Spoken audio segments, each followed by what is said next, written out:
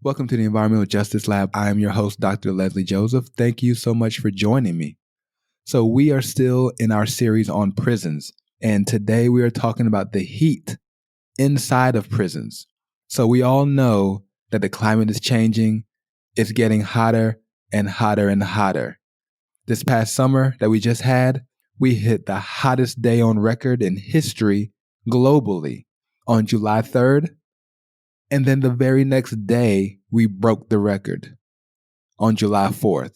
So it's only getting hotter as we move forward because the climate is changing and we're not doing anything about that.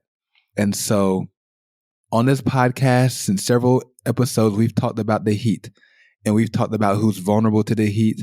And we've talked about what happens when you're exposed to extreme heat. And so we've talked about children, older individuals, heat islands, the idea that you can live in certain parts of a city and it'll be hotter than other parts just because of the way that that city was built and constructed and what's around you, and not so much the temperature itself. We know that's the case. We know it exists and it's out there. And so in many instances, it's not so much who you are or what your condition is like as an individual, but it's where you live that will determine the kind of heat you're exposed to and the kind of heat stress that you'll have to endure. Which brings us to prisoners, because when it comes to heat and heat-related issues, our prison population is extremely vulnerable, right? They are subjected to conditions they didn't choose. They didn't choose where they were going to be housed when they go to prison. And oftentimes they're stuck in places that don't have proper ventilation. They don't have air conditioning. They don't even have things like fans. And so it's hard to deal with the heat because of where they are. And that's not because of anything that they did.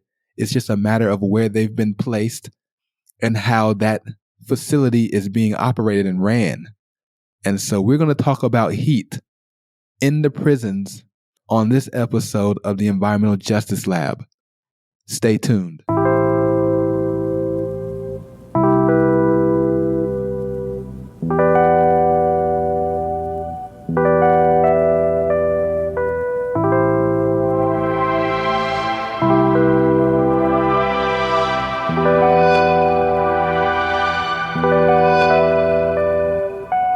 Welcome to the Environmental Justice Lab. I'm Dr. Joseph. Thank you for listening. And so we are talking about heat in prisons on this episode. But before we even get into all of that, let's remind ourselves of a few things so we can help frame our conversation for this episode. So let's not forget that there is a clear connection between heat and mortality, death, right? Increased heat, increased mortality. Researchers have known this for a very long time, right? And it's no secret that during heat waves, we see increases in death around the world, increases in heat-related illnesses like strokes and exhaustion, heat exhaustion, right? We've seen athletes, world-class college professional athletes just pass out during practices, rush to the hospital because of heat stress and heat exhaustion and heat stroke. People have died on the field due to heat stroke. It's a really big problem. And even beyond those exceptional athletes and the general population, there are some people who are just more vulnerable to heat-related impacts, right? They're just more susceptible to the impacts that come from being in places that are hot and that are hotter than other areas, right? So older adults are more vulnerable because they're older. People with mental health disorders, mental health diagnoses, they're more vulnerable to heat stress and increases in heat around them. People who are isolated, who have limited mobility, who can't move around, who can't go where they want to go, be where they want to be, they're more susceptible to heat-related impacts and issues. People who deal with racism, people who are stressed and discriminated against and treated differently because of who they are more vulnerable to heat stress and heat-related illnesses. It's just a fact. Researchers know this. People who are struggling economically, financially, who don't have the resources that they would like to have to live the lives they want to live, they are more vulnerable. to heat-related impacts. All those people are more vulnerable. And so when you think about that, those types of individuals and their vulnerabilities, think about that in relation to the prison population. How would you describe people in prison? Well, many of them are older and they age quickly when they're in prison, because when you're in prison in those environments, your body ages more rapidly than if you were free, able to move around and do different things freely. You're older, and people in prison disproportionately have higher rates of mental illness. So a survey in 2016 showed that 43% of people in state prisons reported a mental health diagnosis. That's almost half, which is much higher than the general population. They're more vulnerable, and they're definitely isolated with limited mobility. That's what it means to be in prison. You can't go anywhere. You can't do anything. You're stuck wherever you are. Whatever that situation is, you have to deal with it where you are, because that's what they've given you as a result of your sentence. You don't have anywhere to go. And you are definitely economically disadvantaged. You don't have any money in prison. You don't have any resources in prison. All you have is what's provided by the people who run the prison. So all of the markers that talk about vulnerability to heat stress are met when you're in prison and when you've been incarcerated. And that's just the kind of physical individuals that we're talking about. We haven't even talked about the actual facility itself, the physical environment that you live in while you're in prison, right? Because prisoners don't get to choose their environment, what it's like, how it feels. You're in prison. And so in many cases, those areas have little to no ventilation. There's no airflow in and out, nothing like that. There's no air conditioning. There's no system, no HVAC system with air exchanges and cool air coming in, hot air leaving to keep you protected from increasing heat while you're in prison. That doesn't exist in a lot of places. Think about solitary confinement. I don't know. I watch a lot of movies. I've seen the box they put people in. They slam the door. I don't see any vents. I don't see any, air conditioning units. I don't know how they manage the temperatures in those areas. It doesn't seem like it's a healthy place to be in while you're in prison.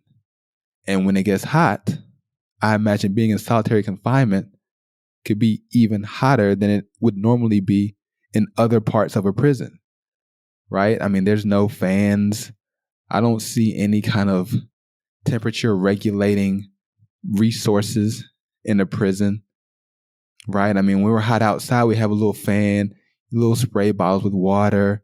You can get water when you need to drink because you're thirsty, you're hot, you need to be hydrated. I don't know if they have that in prison. I just don't. I'm sure some do, but I imagine many of them don't. And so when you think about all of that, you think about the type of people that are in there, what they're dealing with mentally and physically. You think about the environment of the prison itself, what it's like in there, all around you. It's a recipe for disaster, complete disaster, especially as the climate changes and it gets hotter and hotter all over the world. If you're in a prison that has to deal with all those issues and the temperature is rising and rising, it's going to be a big problem. And I live in America, in the United States, where I think we still have one of the highest incarceration rates in the world. I think we're number 6. And so we are putting more and more people in prisons to deal with these conditions for extended periods of time, again and again and again. And so we are putting more people in these vulnerable conditions, making them susceptible to increasing temperatures, increasing climate issues again and again and again. That's what we're doing in America. That's just kind of how we think about this issue and think about what's going on. And now when you think about it, you say to yourself, I say to myself, this is awful. how bad is it? Like, how bad is it for prisoners actually? Because it feels like it would be really, really awful and horrible. And so, thankfully, somebody did some research in this area. And so we can get right to the data that's available to see what's going on. And so the most comprehensive study that I've seen came out this year from researchers at Brown University, Boston University, and Harvard. And they looked at mortality rates in state and private prisons from 2001 to 2019, linked to daily maximum temperature data for June, July, and August. So basically, they looked at the rates of mortality of death in these prisons during the summer. And they worked to understand the association between increasing temperatures and mortality. That's what the study was about. So they're going and looking at prison data over about 18 years during the summers to see if there's a connection between increasing temperatures and death rates in these prisons. And this is what they found. So they found 12,836 deaths during the summer months of these years. That's already a lot of people dying from the heat. That's too much. That's a lot during the summer. And when they went into the data, they looked, 95% of those were men. The rest were women. 52.5 of them were white prisoners, while 35% were black prisoners. An overwhelming amount were from state prisons. So 97.4% of the deaths that they saw during the summers were in state prisons. And 47% of the deaths that they found during those summer months across that time period were in the South. So more people dying in the South than in the West or the Midwest or the North. And so they found all that information. And then they dug even deeper to see if there was a connection between increasing temperatures and increasing mortality. And what they found was that with a 10-degree increase in temperature, they saw a 5% increase in total mortality and a 7% increase in heart disease-related mortality. So 10 degrees higher, more death. They also found that during an extreme heat day, they saw an increase of 23% in suicides compared to a regular hot day during the summer. So you have a consistent kind of hot summer week, summer month. You hit an extreme heat day where you go beyond what's currently happening, and you get increased suicides in the prisons. And so that should already be alarming, that people are feeling such a way that they take their own lives while they're in the prison because of the conditions that they're living in. They found that association, that connection between the two. And they also found that when it comes to increases in mortality among different groups, they saw the greatest increase among people 65 and older, people who were incarcerated less than a year, and people who were held in prisons in the Northeast region of the United States, which is all very interesting. So, the first part is understandable. The older population, they're more vulnerable. We know that already. And they die at higher. The increases in mortality are among that group seems to be something that we would recognize and understand pretty readily. Okay, I got it. Now, people who are in prison for less than a year, that speaks to, in my opinion, the idea that they weren't, nothing can prepare you for prison, but just being in that environment was probably so shocking and so damaging that as the temperatures increased, people who were in there for less time were unable to deal with those changes in the environment. They just couldn't handle it. I'm sure I couldn't. I can't imagine what it would be like to go from where I am now to a place where this environment is so dangerous and so damaging that when the heat continues to rise on me, my body can't take it. It makes sense. It makes sense to me why that's the case. And then the third one, people in the northeast region of the United States. So that's a region that's usually cooler, that's not as hot. And so when I thought about that, it made me think, why would a part of the country that is typically cooler be more susceptible to mortality when the temperatures increase, right? Because the most amount of deaths occurred in the South, but when they looked at the correlation between increasing temperatures and increasing death, they saw a greater correlation with people in the Northeast as the temperatures rose than in the South when it rose. And it makes me think that they're not ready for increasing heat in the Northeast. Maybe they don't have the kind of air conditioning that they need to have. I'm not even sure if prisons in the Northeast have those kinds of systems because they probably don't think it's as important as you would in the South where we know it's hot and it's going to always be hot. I bet in New York and New Jersey, places like that, dealing with heat is less of a concern than other things. And that might explain why. I don't know for sure, but it's clear from the data at least that it's a problem that needs to be thought through and confronted in some way. And so that was the main data points that they highlighted in their study that they communicated. I mean, obviously, the study will be linked in the description so you can read through it and see how they did it, how they analyzed the data, the way that they use statistics to understand the association between temperature and mortality. That's all written in there. Definitely take a look at it, download it, read through it. It's a very well done study. And even in the study, they talk about the limitations. So it's not a completely flawless study, right? They didn't have everything they needed to have to make a full analysis of what was going on. So for instance, they talked about how they didn't have details on the actual deaths themselves. So you don't know what was happening to the people when they died in prison, right? Were they outside working? Were they in solitary confinement? Were they out in the yard somewhere? Were they just in their typical general areas?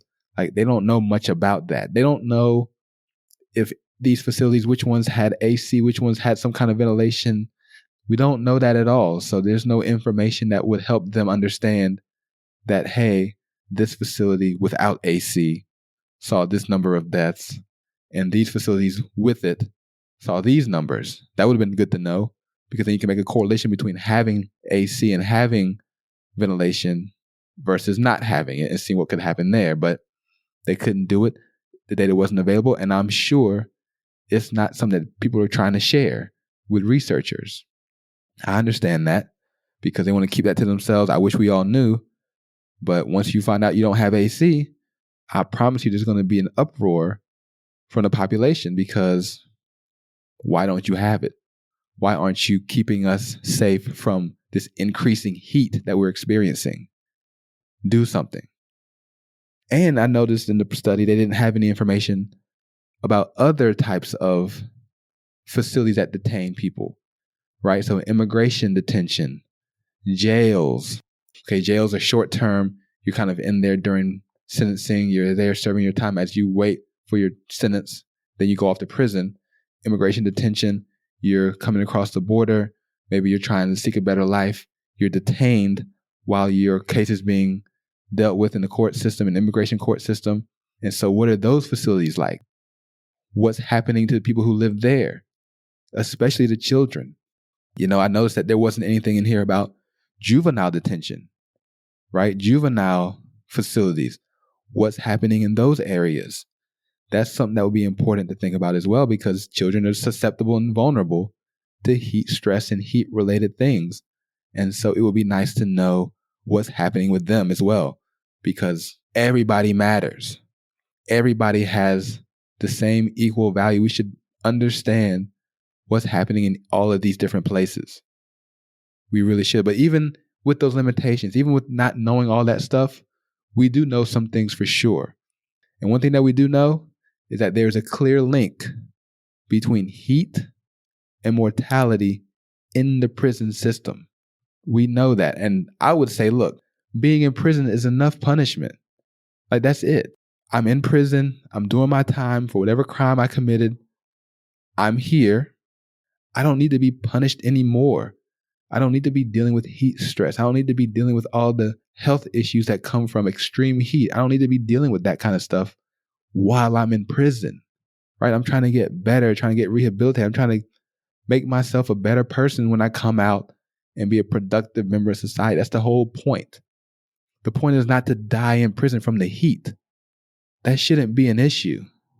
And now that I'm thinking about it, the article only talks about death, right? It only talks about death related to heat. What about all the other health issues? All the other stuff that goes on with heat in our society, right? So people who deal with stroke and heat exhaustion and respiratory illness and heart disease, all of these other things come from heat stress too.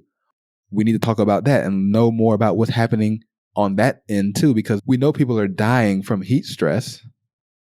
But what else is happening? How else are people being compromised in the prison population from heat? We don't know. We don't have that information. We can't be sure exactly how damaging these extreme heat waves and this increasing temperature, all those things are what all that is doing to the prison population. We don't have all the information.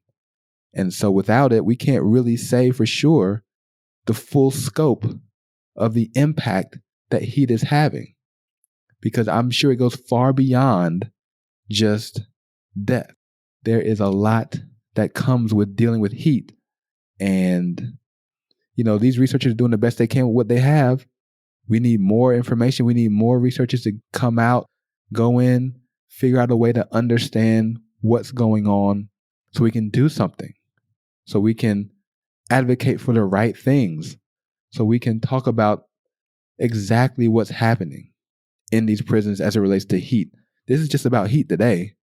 I mean, there's plenty of issues. Today it's about heat. And so when I think about it, one thing I can say without hesitation is that heat stress is a big, big problem in prisons. It's a big problem. Prisoners are extremely vulnerable to the changing climate, right? Heat waves are happening more and more frequently, more and more often, every year, more and more. And they can't protect themselves. They have no ability to insulate themselves from the heat and its impact. No way at all. And let's just be clear about it. Let's just be upfront. This is an environmental justice issue, and this is a human rights issue. Clearly a human rights issue.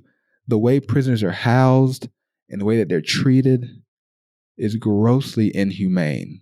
And this is just another example of the form that it can take. The idea of dealing with this heat. Because let's just be honest about this too. And the state doesn't talk about it at all. But I can promise you that the number of people dying in prisons is disproportionately higher than the general population. I just know that's the case. No, I don't know the specific numbers. The percentage of people who die from heat in prisons and the people who die from heat in the general population, I promise you, was much lower in the general population than it is in prisons, because the way that prisoners are housed and kept in the prisons create a vulnerable, damaging, compromising situation for them. And they're susceptible in ways that most people aren't. And so they end up dying at higher rates as a result. And this has to change. This has to change. We can't allow prisoners to just be dying in prison just because they're in prison. We shouldn't allow that. We shouldn't live in a society where going to a facility in and of itself could be a death sentence because of the way the prisons are operated and the way that they are ran. That's not even the point of prison, right? We've talked about it. Prisons were meant to be places where people are rehabilitated, where they are corrected, where they are given an opportunity to pay their debts for what they've done and to re-enter society and be productive and helpful citizens. And if you keep people in these kinds of conditions for extended periods of time, and the heat waves come and they can't survive the heat waves, they can't survive the extreme conditions, then what are we doing? What are we doing in these prisons? What are we doing to protect the people? Because I've said this before, I'll say it again. The prisoners are people, right? They are people. People have different kinds of pets and animals on their farms and different kind of facilities where they keep other types of things. And those places are in better condition than many of these prisons. They have air conditioning for their vehicles and their pets and their farm animals. And they have the right kind of food. They have the right kind of facilities to thrive in and to grow in and to be protected in. What are we doing in prisons? Why aren't we treating the people who are there with, at the very least, the same attention you would give to a bunch of chickens in a chicken coop, or to a horse, or to your favorite vehicle, or to your fancy piece of equipment that can't be outside because it would burn up and not work? The least we can do is treat people in the same way. The least you could do. So we should be advocating for that. We should be pushing for that. And we have the data. The study shows very clearly the impact that heat has on people who are in prison. There's no denying it. And so we need to make sure that that information is clear, it's in front of everyone. And when we talk about people who are incarcerated, whether they're incarcerated justly or not, they should still be treated humanely. And they should still have opportunities to better themselves and to be better when they come out, and not to be overburdened, overloaded with environmental justice issues like heat stress. It shouldn't happen. And so as we think about our prisoners, our forgotten environmental justice community that I'm calling prisoners, heat is just another way that we subjugate, that we marginalize, and ultimately send off people to be subject to whatever comes from the environment. It's what we're doing. And we shouldn't. We should do things differently. And that's our episode for today. Thank you so much for listening to the Environmental Justice Lab podcast, where we are for the people and for the planet. See you next time.